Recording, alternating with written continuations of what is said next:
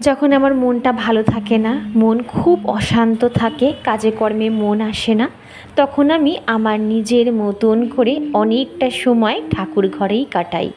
ঠাকুরকে একটু সাজাই গোছাই, বেশি কিছু দিয়ে না, এই যে আমার গাছের ফুল দিয়ে সেটা দিয়ে ঠাকুরকে সাজাই।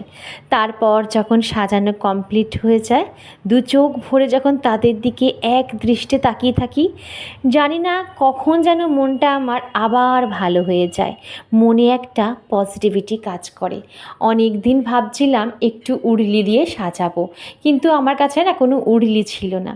অনেকক্ষণ খোঁজাখুঁজি করার পর দেখলাম এরকম একটা মাটির সরা। তো ওই মাটির সরার মধ্যেই একটু জল দিয়ে আর আমার গাছের রং বেরঙের ফুল তুলে ঠাকুরের সামনে একটা উরলি সাজালাম। কেমন লাগছে দেখে অবশ্যই আমায় কমেন্ট করে জানিও। আজকে একটা ছোট্ট ব্লগ তোমাদের সাথে শেয়ার করলাম, জানি না কেমন লাগলো।